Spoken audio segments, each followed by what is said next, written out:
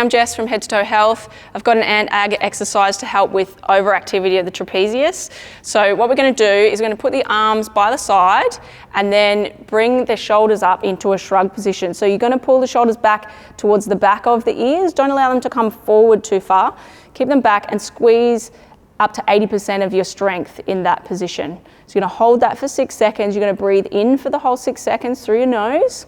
And then after the 6 seconds, you're going to really accentuate the relaxation of those shoulders.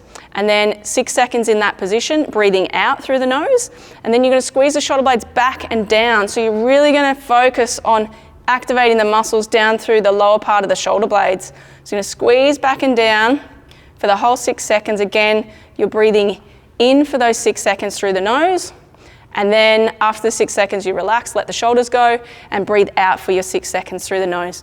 So repeat that one after the other directly 3 times, and do that 3 to 5 times a day.